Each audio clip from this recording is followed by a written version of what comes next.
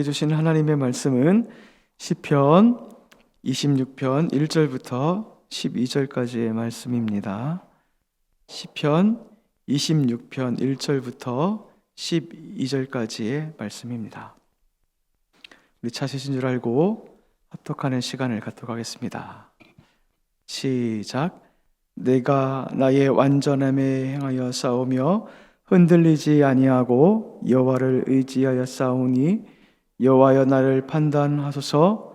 여호와여 나를 살피시고 시험하사 내 뜻과 내 양심을 단련하소서. 주의 인자하심이 내 목전에 있나이다. 내가 주의 진리 중에 행하여 허망한 사람과 같이 앉지 아니하였사오니 간사한 자와 동행하지도 아니하리이다. 내가 행악집에 악한 자와 같이 앉지 아니하리이다. 여호와여 내가 무지함으로 손을 씻고 주의 제단에 두루 다니며 감사의 소리를 들려 주고 주의 기이한 모든 일을 말하리이다. 여호와여 내가 주께서 계신 집과 주의 영광이 모는 곳을 사랑하오니 내 영혼을 죄인과 함께 내 생명을 살인자와 함께 거두지 마소서. 그들의 손에 사약함이 있고 그들의 오른손에 뇌물이 가득하오나 나는 나의 완전함에 향하여 싸우니 속량하시고 내게 은혜를 베푸소서. 내 발이 평탄한 데 섰사오니 무리 가운데서 여호와를 송축하리이다. 아멘. 잠시 묵상하는 시간을 갖도록 하겠습니다.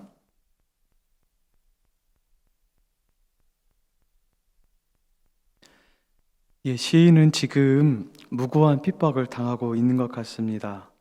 그러므로 그 무고한 핍박 가운데 자신의 정당함을 하나님 앞에 호소를 하면서 하나님께서 판단해 줄 것을 요청하고 있어요. 1절 마지막 구절을 보면 이렇게 요청을 합니다. 여호와여 나를 판단하소서. 이 판단이란 단어는 법정 용어인데요. 주님께서 자신을 보고 판결해 달라고 지금 요청을 하고 있는 것입니다. 그러면서 1절은 그 판결을 해 달라고 하는 이유를 이야기를 하고 있는데 1절에 이렇게 말을 하고 있습니다. 내가 온전함을 따라 살아왔기 때문이고 이 온전함에 흔들림 없이 여호와를 의지했기 때문이라고 이야기를 해요. 이것을 통해서 시인이 하나님 앞에 얼마나 바른 삶을 살았고 얼마나 올바른 인생을 살았는지를 알 수가 있습니다. 그리고 이 말의 어투를 보면은 매우 하나님 앞에 당돌하게 나아가는 것을 볼 수가 있습니다. 왜냐하면 자기 자신이 하나님 앞에서 이렇게 바르게 살았기 때문에 그렇습니다. 그럼에도 불구하고 아무리 하나님 앞에 이렇게 바르게 살았다 할지라도 인간에겐 흠이 있고 점이 있죠. 그럼에도 불구하고 이렇게 하나님 앞에 자기 자신을 호소하면서 알아주십시오라는 시인의 마음이 담겨져 있습니다. 계속해서 시인은 그 자신의 당당함을 2절에 이렇게 이야기를 하고 있는데 이렇게 말씀을 하고 있습니다. 여호와여 나를 살피시고 시험하사 내 뜻과 내 양심을 단련하소서. 하나님께 자신을 살펴달라고 요청을 합니다. 어디까지 살펴달라고 이야기를 하냐면 내 뜻과 양심까지 살펴달라고 요청합니다. 그래서 내 뜻은 몸에서 가장 깊숙이 자리하고 있는 콩팥을 의미를 합니다. 그 당시 사람들은 이곳을 가장 비밀스러운 장소로 생각을 했습니다. 그리고 양심은 마음을 의미를 하죠. 마음은 행동을 유발시키는 그런 기관입니다. 따라서 시인은 하나님께 자신의 가장 깊고 은밀한 곳까지 드러내 보이면서 조사해달라고 지금 요구를 하고 있습니다. 이렇게 또 당당한 이유가 나오는데 그 이유는 무엇이냐면 3절 말씀입니다. 주의 인자하심이 내 목전에 있고 내가 주의 진리 중에 행하여. 인자라는 단어가 나와요. 인자는 헤세드죠. 헤세드는 하나님의 변치 않는 언약적 사랑을 의미를 하죠. 주님의 변치 않는 언약적 사랑이 내 눈앞에 있는데 내가 어떻게 딴짓을 할 수 있겠습니까? 진리 중에만 행할 수밖에 없습니다 라고 지금 이야기를 하고 있는 겁니다. 그러면서 시인은 계속해서 자신이 얼마나 진실하게 살았는지를 이야기를 합니다. 4절 말씀해 보니까 허망한 사람과 같이 앉지 않았습니다 라고 말해요.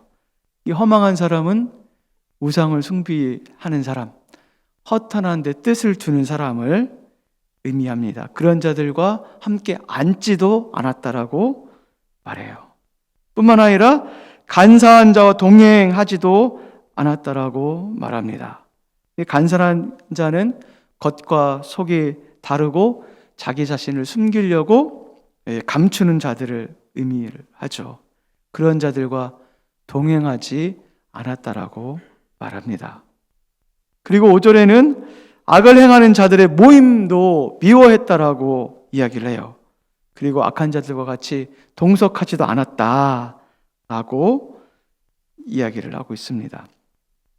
4절부터 5절은 한마디로 무엇을 지금 이야기하고 있냐면 내가 결단코 악한 자들과 걷지도 함께하지도 그들과 놀지도 근처에 가지도 않았다라고 말하는 거예요. 하나님 앞에서 시인이 얼마나 올바른 삶을 살려고 애썼는지를 또 볼 수가 있습니다. 그뿐만 아니라 6절부터 8절은 악인이 아닌 의인과 함께 했다라고, 그리고 내가 여호와를 사랑했다라고 이렇게 고백을 하고 있습니다. 6절 말씀해 보면 여호와여 내가 무지함으로 손을 씻고, 무지한 손은 깨끗한 손을 의미를 하죠. 시편 24편에 보니까 예배에 합당한 자가 누구인가 라고 질문할 때 첫 번째 나오는 것은 무엇이냐면 손이 깨끗한 자라고 이렇게 이야기를 했습니다. 일상생활의 모든 행동과 삶이 깨끗한 자를 의미를 하죠. 그런 자가 예배에 합당한 자죠. 그렇게 행동했던 이 사람이 주의 제단에 두루 다니며 하나님의 임재하시는 그 곳 가운데서 하나님과 친밀한 관계를 맺었다는 것을 말씀을 하고 있어요. 그리고 7절에는 그 제단에서 감사의 소리를 듣게 하고 주의 기이한 일을 말하게 했다라고 말씀을 하고 있습니다. 그리고 8절 말씀에는 주께서 계신 집과 주의 영광이 머무는 곳을 사랑한다라고 고백을 합니다. 하나님을 사랑하고 주의 임재를 사랑하고 그 주님의 영광을 사랑한다라고 지금 고백을 하고 있습니다.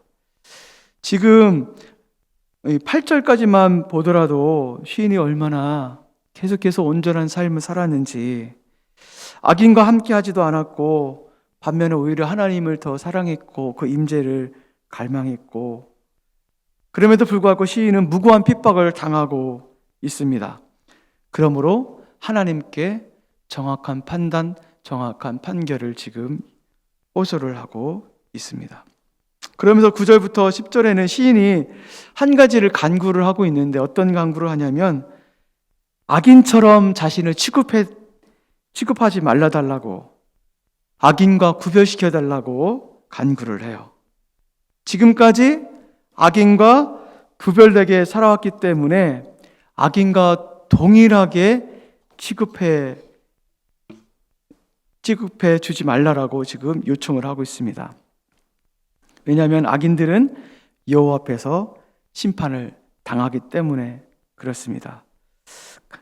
계속해서 그 근거를 제시하고 있는데 10절 말씀에 보니까 악인과 구별시켜달라고 하는 그 근거가 나와요. 왜냐하면 10절 말씀에 그들의 손이 사악함이 있고 그들의 오른손에 뇌물이 가득하오니 악인들은 사악하고 악하기 때문에. 그러면서 11절 나는 나의 완전함에 행하오리니 나를 속량하시고 내게 은혜를 베푸소서. 자신은 하나님 앞에서 완전하게 살았다는 것을 의미를 하죠. 그렇기 때문에 속량해 주시고 은혜를 베풀어 달라고 요청하고 있는 것입니다. 그리고 마지막으로 12절을 통해 자신을 끝까지 온전함으로 살겠다라고 다짐을 할 뿐만 아니라 언약의 하나님이신 여호와를 찬양합니다. 12절에 보니까 내 발에 평탄한 데 섰사오니, 내 발이 평탄한다는 것은 장소적 의미를 의미하는 것이 아니라 공평함과 정직함과 의로움을 표현하는 것입니다. 시인이 앞으로도 하나님 앞에서 정직하게 살고 변치 않게 올바른 삶을 살겠다라고 지금 다짐을 하고 있습니다. 오늘 본문을 통해서 하나님은 어떤 분이실까요? 하나님은 의인의 인생을 다 알고 계시는 분이십니다. 하나님은 의인의 무고한 고난과 고통을 다 아십니다. 그리고 하나님은 그렇게 무고한 고통을 당하고 있는 당신의 자녀의 무고함을 풀어주시고 끝까지 인생을 책임져 주시고 그 인생을 지키시는 분이십니다. 그 하나님을 믿으십시오. 하나님은 결코 의인을 내버려 두지 않으십니다. 그 의인을 지키시는 하나님이신 것을 믿으며 나가는 여러분 되었으면 좋겠습니다. 그리고 내게 주는 교훈은 무엇일까요? 다 알고 계신 하나님을 끝까지 신뢰하라는 것입니다. 지금까지 하나님을 신뢰함으로 하나님의 말씀 앞에 서 있었던 것처럼 앞으로도 하나님 앞에 온전한 삶을 살고 끝까지 하나님을 붙들고 살아야 한다는 것을 보여줍니다. 중도에 포기하고 싶고, 중도에 원망하고 싶고, 중도에 하나님을 따지고 싶다 할지라도 내가 왜 하나님 앞에 온전히 살았음에도 불구하고 이런 고난을 주십니까? 라고 따지고 싶다 할지라도 끝까지 이겨내셔야 되고 끝까지 하나님의 말씀으로 사셔야 된다는 것을 오늘 시인을 통해 알려주고 있습니다. 왜냐하면 결국 의인은 승리를 해요. 결국 의인은 하나님으로부터 옳다 인정함을 받게 됩니다. 그리고 결국 의인은 하나님으로부터 구원의 은총을 받기 때문에 그렇습니다. 이것이 끝까지 이겨내야만 하는 하나님의 약속의 말씀입니다. 이 말씀을 붙드시고 오늘 하루도 승리하며 나가시는 여러분 되길 주님의 이름으로 축원을 드립니다. 우리 잠시 기도하며 나가도록 하겠습니다.